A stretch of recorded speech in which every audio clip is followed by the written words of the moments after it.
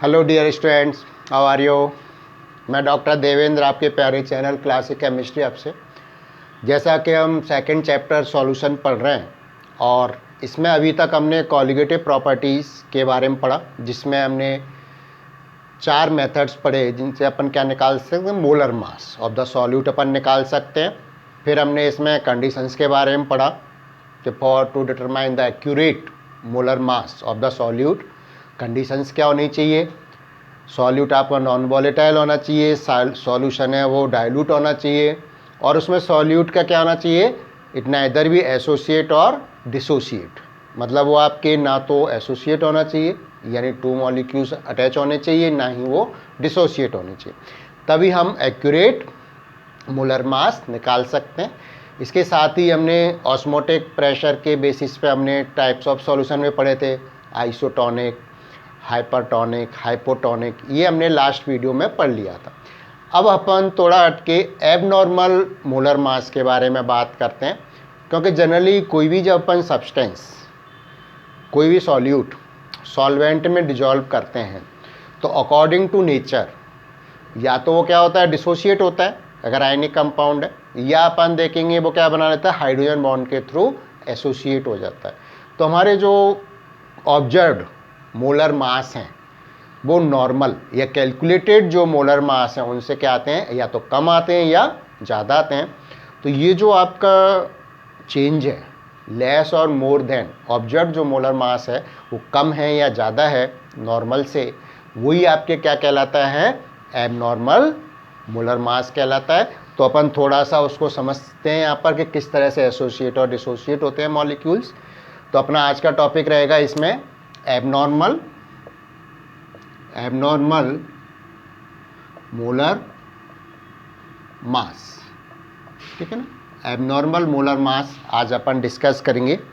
तो इसमें अगर अपन बात करें एग्जाम्पल्स लें, मैं एग्जाम्पल के साथ चल रहा हूँ यहाँ पर, फिर अपन उसको एक्सप्लेन करेंगे, ठीक है ना। तो फर्स्ट अपन जो देखते हैं यहाँ पर, डिसोसिएशन ऑफ सॉल्यूट मॉलिक्यूल, दोनों तरह से देखेंगे। एक तो हमारा क्या होता है, डिसोसिएट, और एक एसोसिएट। तो मान लो फर्स्ट एक पार्ट है अपना डिसोसिएट ऑफ या dissociation of solute molecules in the solution, यानी सॉल्यूट मॉलिक्यूल का सॉल्यूशन में क्या डिसोसिएशन। जैसे मान लीजिए हम अज्यूम करें, मान लीजिए आपकी कर रहे हैं अपन पोटेशियम क्लोराइड, आयनिक कंपाउंड होता है potassium chloride, dissolved in water, ठीक है।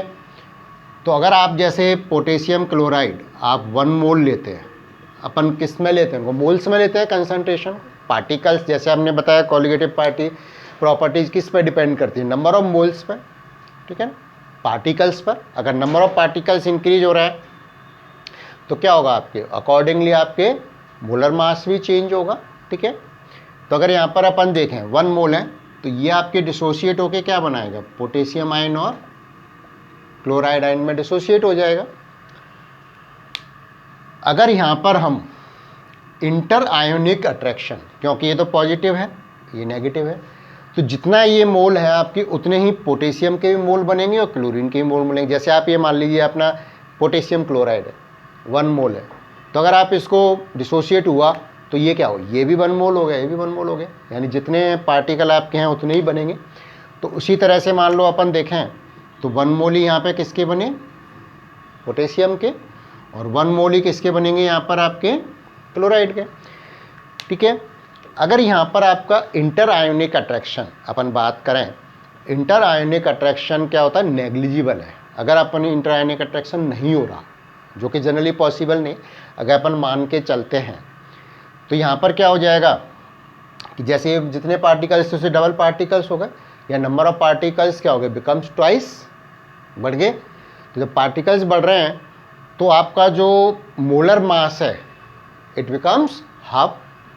मोलर मास क्या होना चाहिए, ईच पार्टिकल का आधा हो जाना चाहिए, ठीक है ना।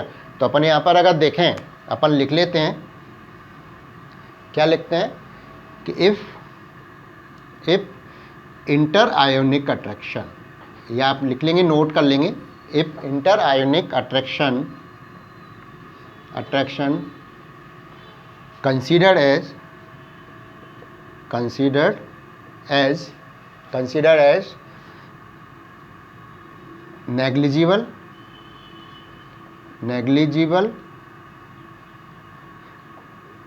negligible or zero, then क्या होना चाहिए, then molar mass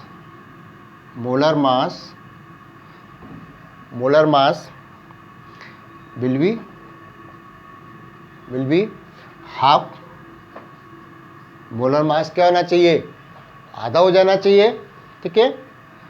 और जब नंबर ऑफ पार्टिकल्स क्या होने चाहिए, बढ़ने चाहिए, molar mass will be half and number of particles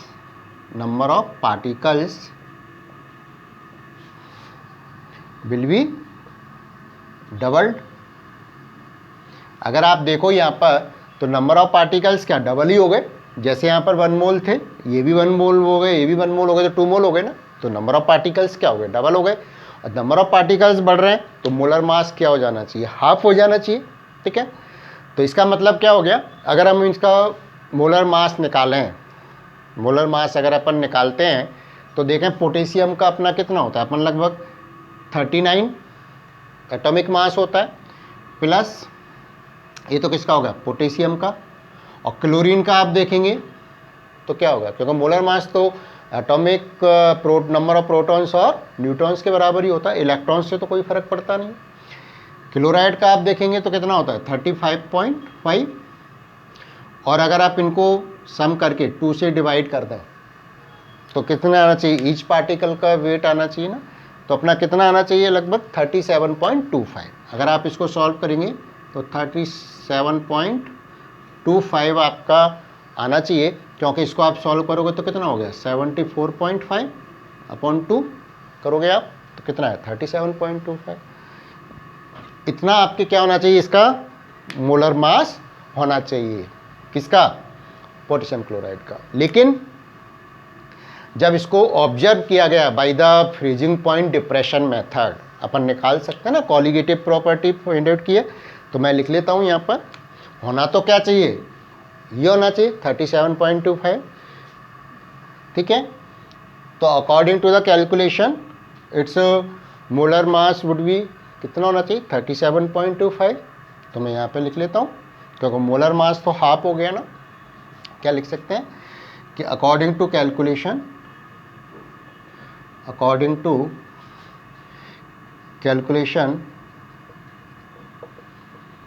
its molar mass would be कितना होना चाहिए, 37.25, but by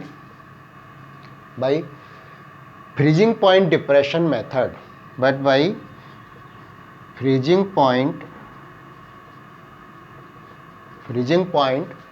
depression method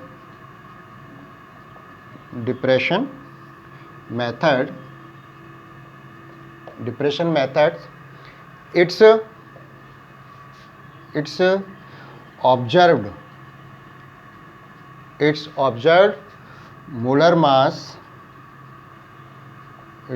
मास बाज कितना था, 40.3, ठीक है, 40.3, यानी इससे क्या था, ज़्यादा था।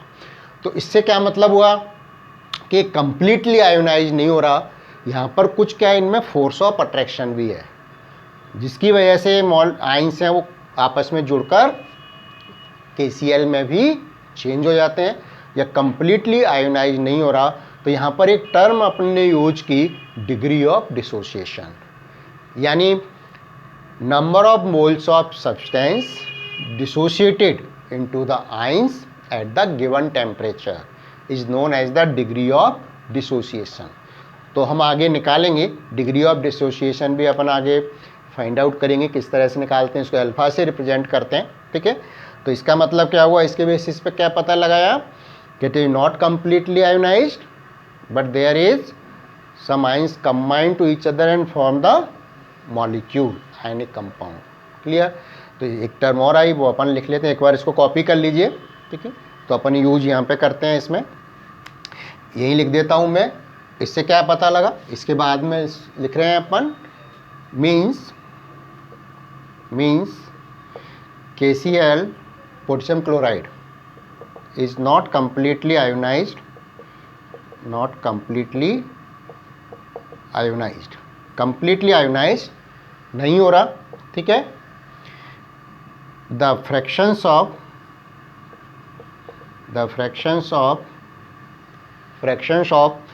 KCl आयोनाइज्ड at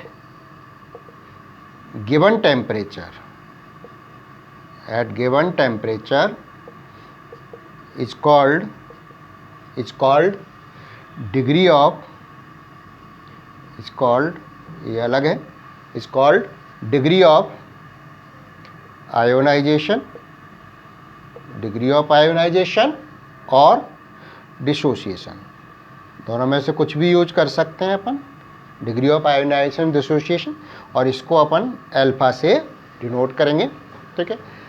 तो अपन आगे निकालेंगे कि किस तरह से अपन डिग्री ऑफ डिसोसिएशन और आयोनाइजेशन निकालते हैं। लेकिन यहाँ पर ये हो गया कि कम्प्लीटली आयोनाइज नहीं हो रहा है और जो मोलर मास है उसमें भी चेंज हुआ, क्लियर। तो इसी को अपन क्या कहते हैं, एबनॉर्मल मोलर मास कहते हैं, जो कैलकुलेटेड है उससे डिफरेंट आ रहा है ऑब्जेक्ट। अब इसी चीज़ को हम एसोसिएशन में भी समझ लेते हैं, फिर अपन एक डेफिनेशन लिख लेंगे एबनॉर्मल मोलर मास की, क्योंकि आप देख रहे हैं ना यहाँ पर कम हो गया ना। अगर अपन देखें KCl का कितना है 74.5 और उसके हिसाब से अपन देखें यहाँ पे हाफ होना चाहिए डिसोसिएशन से, लेकिन ये क्या आ रहा है, कैलकुलेटर्स के बजाय डिफरेंट आ रहा है, ठीक है। तो एक बार कॉपी कर लीजिए इसको, फिर अपन एसोसिएशन का एक एग्जाम्पल लेते हैं और फिर एक कॉमन डेफिनेशन लिखेंगे।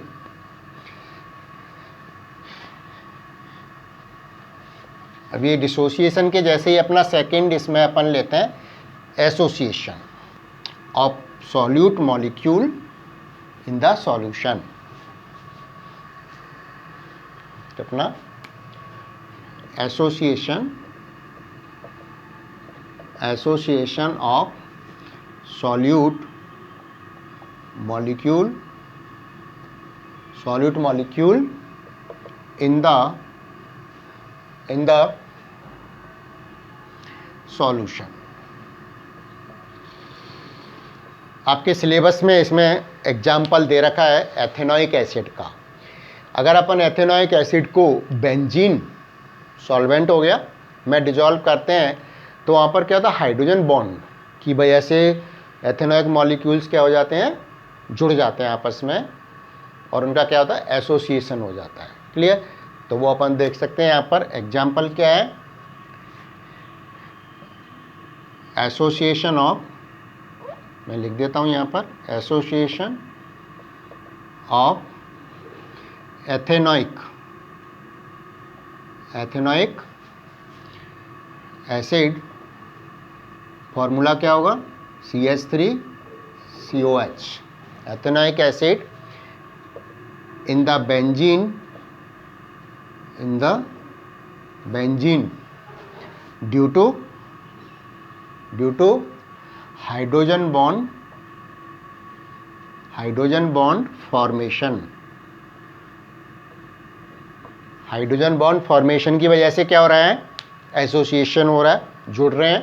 तो यहाँ पर अपन देखें कैसे होता है एसोसिएशन। जैसे मान लीजिए ये आपका एक एथेनोइक मॉलिक्यूल हो गया, तो ये दूसरे के साथ क्या करेगा, ये ठीक है, दूसरे के साथ ये क्या कर लेगा, हाइड्रोजन बॉन्ड बना लेगा, ठीक है। ये दूसरा एथेनोइक मॉलिक्यूल हो गया और यहाँ पर ये क्या करेगा, ये इसके साथ ही हाइड्रोजन बॉन्ड बन गया, ये इसके साथ बन गया, ये तो अपन जानते हैं हाइड्रोजन बॉन्ड का, तो ठीक है, पहले भी आपने 11th में पढ़ा होगा कि जब हाइड्रोजन आपके between two more electronegative atoms present होता है तो एक के साथ तो इक्विवेलेंट बॉन्ड बनाता है और दूसरे के साथ क्या बनता है, फोर्स ऑफ अट्रैक्शन के थ्रू अटैच होता है। और इसी को हम क्या कहते हैं, ये आपके क्या है, ये आपके क्या कहते हैं, हाइड्रोजन बॉन्ड। तो हाइड्रोजन बॉन्डिंग की वजह जोड़ने की वजह से यहाँ पर आपके नंबर ऑफ पार्टिकल्स तो क्या हो जाएंगे, कम हो जाएंगे, और नंबर ऑफ पार्टिकल्स कम होंगे तो जब ये जुड़ गए तो इनका मोलर मास बढ़ जाएगा, मोलर मास क्या होगा, ज़्यादा हो जाएगा। ठीक है, वहाँ जैसे कम हो रहा था एसोसिएशन में, यहाँ क्या हो गया, ज़्यादा हो जाएगा।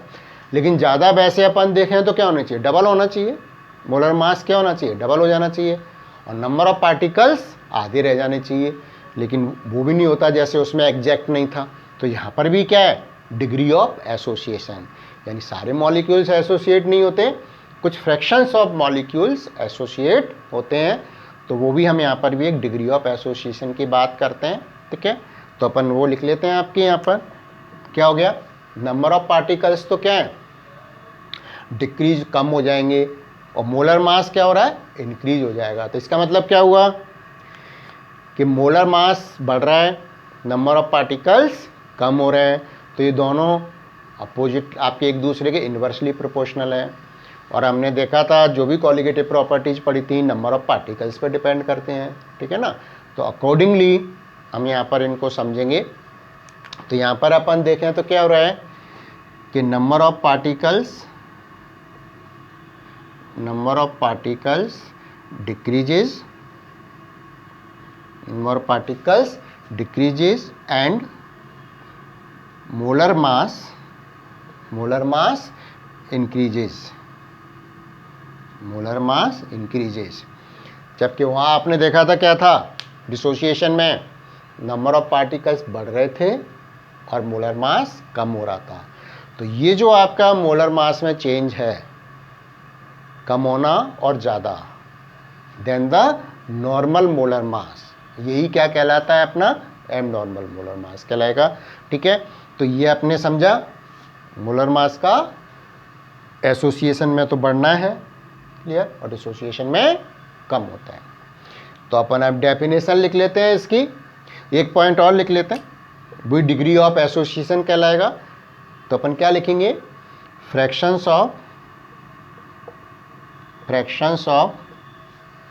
molecules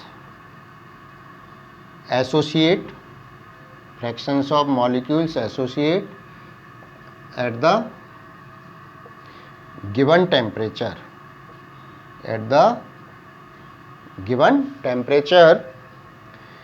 is called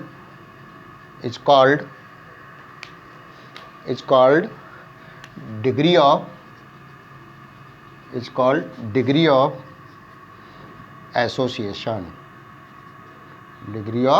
एसोसिएशन, वही इसको अपन अल्फा से लिखेंगे। ठीक है, तो ये अपन निकालेंगे आगे, degree of association, degree of dissociation भी निकालेंगे। पहले अपन इसकी डेफिनेशन लिख लेते हैं, फिर एक वांट ऑफ फैक्टर है वो भी अपन समझेंगे, डिग्री ऑफ डिसोसिएशन और डिग्री ऑफ एसोसिएशन से पहले।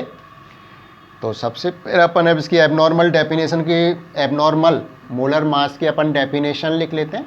ठीक है, क्या डेफिनेशन होगी, एबनॉर्मल मोलर मास की क्या डेफिनेशन आपकी होगी, किस तरह से लिख सकते हैं कि मोलर मास लेस और higher than the normal molar mass. ठीक है, तो एबनॉर्मल मोलर मास क्या हुआ आपके, molar mass of substance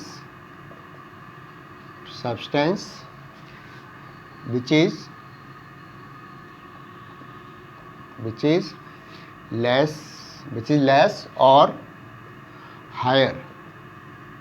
less or higher than normal molar mass,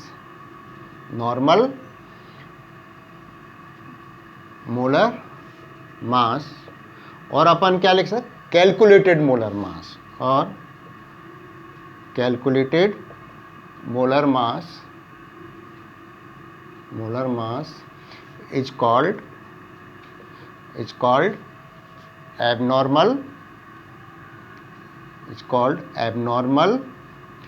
molar mass, is called abnormal molar mass. इसको अपन क्या कहते हैं? एबनॉर्मल मोलर मास कहेंगे, जो नॉर्मल से और कैलकुलेटेड से कम या ज़्यादा है। ठीक, डेफिनेशन लिख लीजिए। पर यहाँ पर इससे रिलेटेड एक वांट ऑफ फैक्टर और है आई, वो अपन समझ लेते हैं इसको एक्सप्रेस करने के लिए। किसको? एबनॉर्मल मोलर मास को। तो अपन वो समझ लेते हैं, to express the abnormal molar mass. और एबनॉर्मल मोलर मास क्या है, कब आता है? जब डिसोसिएशन और एसोसिएशन ऑफ मॉलिक्यूल्स होता है इन द सॉल्यूशन, तो वो भी अपन कह सकते हैं। तो उसके लिए अपन यहाँ पर ये किए टर्म पढ़ेंगे, वांट ऑफ फैक्टर। ये पहले भी आया है आपके टर्म, वांट ऑफ फैक्टर। इसको अपन किससे लिखते हैं? आई से। और इसको किसने इंट्रोड्यूस किया था? साइंटिस्ट का नाम है वॉन्टा, उसी ने इसको इंट्रोड्यूस किया। ठीक है, 1886 में इसको इंट्रोड्यूस किया था, 1986 में। तो वांट ऑफ लिख देते हैं अपन, van't Hoff introduced a factor I, which is went a factor I in 1986, which is known as इसको अपन क्या कहते हैं? want of factor, which is known as want of factor। ठीक है, और ये क्या काम करता है? इट इज एक्सप्रेस, यानी बताता है। ठीक है, it is express the relationship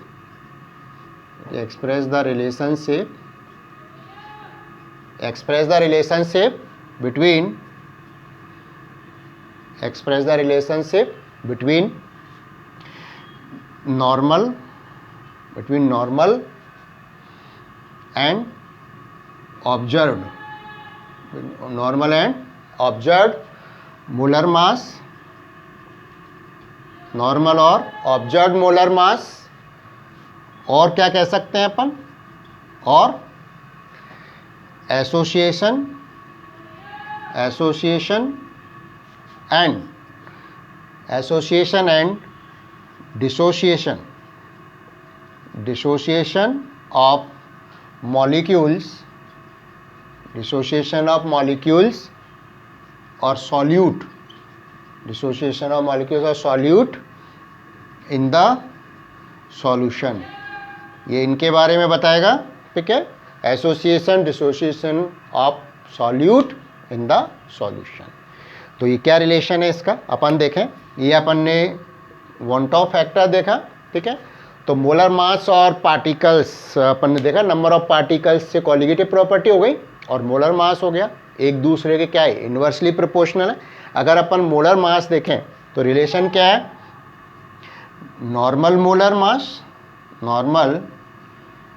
mass, इसको अपन चाहें तो mn से लिख सकते हैं।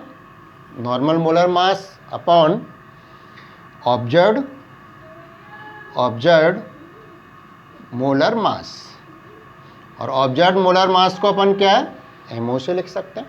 ऑब्जर्व तो जो डिसोसिएशन एसोसिएशन के बाद हमें जो ऑब्जर्व हुआ, और नॉर्मल जो विदाउट डिसोसिएशन और एसोसिएशन है। तो वांट ऑफ फैक्टर रिलेशन क्या हुआ? इट इज रिलेशन या ratio of the normal molar mass और ऑब्जर्व्ड मोलर मास। अगर इसको अपन कॉलिगेटिव प्रॉपर्टी के केस में लिखें, कॉलिगेटिव प्रॉपर्टी तो किस पे डिपेंड करती है? नंबर ऑफ पार्टिकल्स पर। और नंबर ऑफ पार्टिकल्स अपन देख रहे हैं बढ़ते हैं तो मोलर मास कम होता है, ये हमने पहले देखा हुआ है। या नंबर ऑफ पार्टिकल्स कम होते हैं तो मोलर मास बढ़ता है। तो इन्वर्सली प्रोपोर्शनल हो गए। तो अगर इसको अपन कॉलिगेटिव प्रॉपर्टी के केस में लिखेंगे तो क्या लिखेंगे? अब ये ऊपर ऑब्जर्व्ड आ जाएगा, तो ऑब्जर्व्ड, ये बड़ा ध्यान रखने वाली बात है, ऑब्जर्व्ड कॉलिगेटिव प्रॉपर्टी दोनों में से हम किसी के साथ भी लिख सकते हैं, मोलर मास के साथ और कॉलिगेटिव प्रॉपर्टी के साथ, लेकिन दोनों ही क्या है, इन्वर्सली प्रोपोर्शनल है। तो ऑब्जर्व कॉलिगेटिव प्रॉपर्टी अपॉन क्या हो जाएंगे, नॉर्मल कॉलिगेटिव प्रॉपर्टी। नॉर्मल या कैलकुलेटेड भी, नॉर्मल के लिए अपन कैलकुलेटेड भी यूज करते हैं, नॉर्मल और कैलकुलेटेड कॉलिगेटिव प्रॉपर्टीज। ठीक है, तो ये रिलेशन है। अब अपन देखें कि इनके बेसिस पे अपन ये भी पता लगा सकते हैं कि आई या वांट ऑफ फैक्टर कम है ज़्यादा है तो वहाँ पर क्या हो रहा है। तो अगर अपन देखें कि इससे अपन ये भी पता लगा सकते हैं कि एसोसिएशन हो रहा है या डिसोसिएशन हो रहा है। तो आप देखें ऑब्जर्व्ड कॉलिगेटिव प्रॉपर्टी और नॉर्मल कॉलिगेटिव प्रॉपर्टी। मैं ऊपर वाली डेफिनेशन हटा के और फिर आपको रिलेशनशिप बताता हूँ। इसमें पता लगा सकते हैं आप कि एसोसिएशन हो रहा है या डिसोसिएशन हो रहा है। जैसे मान लीजिए अगर आई आपके इक्वल टू 1 है, वांट ऑफ फैक्टर क्या है 1, या आपका आई लेस देन 1 है, ठीक है, या आपका आई ग्रेटर देन 1 है। 3 कंडीशन हो सकती हैं। तो इनसे पता लगा सकते हैं कि भी एसोसिएशन डिसोसिएशन हो रहा है नहीं हो रहा है। तो अगर यहाँ पर अपन देखें आई इक्वल टू 1 है, यानी ये दोनों सेम हो गए, ऑब्जर्व्ड और कैलकुलेटिव, यानी या तो ना तो यहाँ पे डिसोसिएशन ना ही एसोसिएशन है। तो अपन क्या लिख सकते हैं कि neither dissociation nor association, neither dissociation nor association. अगर आपका वांट ऑफ फैक्टर 1 है तो ना तो डिसोसिएशन हो रहा है ना ही एसोसिएशन हो रहा है। ठीक है, अगर आपका वांट ऑफ फैक्टर 1 से कम है, यानी आप देखो ऑब्जर्व्ड जो कॉलिगेटिव प्रॉपर्टी है वो कम है, तभी तो 1 से कम आएगा। और ऑब्जर्व्ड कॉलिगेटिव प्रॉपर्टी कम कब होंगी, नंबर ऑफ पार्टिकल्स कम हो गए, और ये कब कम होंगी, जब एसोसिएशन होगा। यानी आपका आई अगर 1 से कम है तो इसका मतलब क्या हुआ, यहाँ पर एसोसिएशन ऑफ मॉलिक्यूल्स हो रहा है, एसोसिएशन ऑफ मॉलिक्यूल्स, क्योंकि ये ऑब्जर्व्ड ऊपर आ गया ना, समझ गया। जब एसोसिएशन होता है मास तो ज़्यादा हो जाएगा, क्लियर। तो कॉलिगेटिव प्रॉपर्टी आपके कम हो गई ऑब्जर्व्ड, तो इसीलिए आपका ये कम आ गया। अगर ज़्यादा हो रहा है, तो अगर ये ज़्यादा हो रहा है आपके ऑब्जर्व्ड, तो इसका मतलब क्या हो गया, नंबर ऑफ पार्टिकल्स बढ़ रहे हैं, और नंबर ऑफ पार्टिकल्स कब बढ़ेंगे, जब डिसोसिएशन होगा। तो यानी अगर आप यहाँ पे देखोगे आई आपका 1 से ज़्यादा आ रहा है, ग्रेटर देन 1, तो इसका मतलब क्या हो गया, डिसोसिएशन ऑफ मॉलिक्यूल्स या सॉल्यूट पार्टिकल्स। ठीक है, तो इसके बेसिस पर अब आपको जो भी हमने कॉलिगेटिव प्रॉपर्टीज पढ़ी थी पहले, उसमें हमें आई वांट ऑफ फैक्टर यूज करना पड़ेगा, क्योंकि आई का मान आपके 1 है, एसोसिएट हो रहा है, डिसोसिएट हो रहा है, तो वो हमें फैक्टर भी यहाँ पे रखना पड़ेगा। ठीक है, तो वो अपन निकाल लेते हैं। तो जितने भी हमने कॉलिगेटिव प्रॉपर्टीज पढ़ी थी, 4 टाइप्स की कॉलिगेटिव प्रॉपर्टीज पढ़ी थी, और उसके बेसिस पे हमने फॉर्मूले निकाले थे। तो कौन कौन सी थी 4 टाइप्स की कॉलिगेटिव प्रॉपर्टीज। सबसे पहले तो क्या था, relative lowering in vapour pressure, relative lowering in vapour pressure method. तो इसमें आपको ध्यान हो क्या लिखा था आपने, PA0 minus PA upon PA0, ये तो relative lowering in vapour pressure, ये किसके बराबर था, मोल फ्रैक्शन ऑफ सॉल्यूट। ठीक है, अब इसमें अपन क्या वांट ऑफ फैक्टर यूज करेंगे, क्या लिख लेंगे, आई। तो जो भी हमारा वांट ऑफ फैक्टर होगा, अगर एसोसिएट हो रहा है तो हमारा 1 से कम होगा, वो अपन यहाँ पे रखेंगे, तभी हमारी एक्यूरेट वैल्यू आएगी। ठीक है, दूसरा हमने पढ़ा था क्या, elevation in boiling point, elevation in boiling point. ठीक है, एलिवेशन इन बॉइलिंग पॉइंट पढ़ा क्या था, delta T B equal to K B, clear, molality, यही पढ़ा था। अब मान लीजिए अगर मॉलिक्यूल आपका एसोसिएट डिसोशिएट हो रहा है, ये तो ठीक है, जब हमारा I1 है जब तो ये सही है, ठीक है। लेकिन अगर मॉलिक्यूल आपका एसोसिएट डिसोशिएट हो रहे हैं सॉलिड मॉलिक्यूल्स, तो फिर हमें आई फैक्टर रखना पड़ेगा, यानी इससे अपन इसको आई से मल्टीप्लाई कर देंगे। ऐसी सभी में अपने को इंट्रोड्यूस करना है। जैसे अपन ने पढ़ा था, थर्ड वाला कौन सा पढ़ा, depression in freezing point, depression in freezing point, ये क्या था अपना, delta T F equal to K F. इसमें भी क्या करना है अपने को, i van't Hoff factor introduce करना है। और फोर्थ हमने क्या पढ़ा था, osmotic pressure method, osmotic pressure method. इसमें आपको ध्यान होगा हमने क्या पाई निकाला था, और ये किसके बराबर था, या तो N/V RT के, ठीक है ना। तो अपन इसको इंट्रोड्यूस कर दिया आपने वांट ऑफ फैक्टर, या अपन क्या लिख सकते हैं, pi equal to CRT। N/V को अपन क्या लिख सकते हैं, ये NV क्या था, सॉल्यूट के मोल्स थे, ठीक है। CRT लिख सकते हैं, C कंसंट्रेशन हो गया, और इसमें अपन ने इंट्रोड्यूस कर दिया वांट ऑफ फैक्टर। तो वांट ऑफ फैक्टर इंट्रोड्यूस करके ही अपन किसी भी सॉल्यूट का मोलर मास निकालते हैं। अब अगर हमें वांट ऑफ फैक्टर पता है तो हम उसका डिग्री ऑफ डिसोसिएशन और एसोसिएशन भी निकालते हैं। तो नेक्स्ट वीडियो में, आज अपनी यहीं तक पढ़ेंगे, नेक्स्ट वीडियो में अपन देखेंगे relationship between want Hoff factor and degree of dissociation और एसोसिएशन, दोनों के लिए निकालेंगे। और जो नेक्स्ट लेक्चर वीडियो होगा उसमें अपना ये चैप्टर भी कंप्लीट हो जाएगा। जो ये लास्ट टॉपिक रहेगा नेक्स्ट वीडियो में अपना, relationship between want Hoff factor and relation between want Hoff factor and degree of association और डिसोसिएशन। इसको आप रिवाइज करिए। किसी भी तरह की कोई प्रॉब्लम हो तो आप कमेंट बॉक्स में लिख सकते हैं, मैं उसको सॉल्व करके भेज दूँगा। Thank you very much.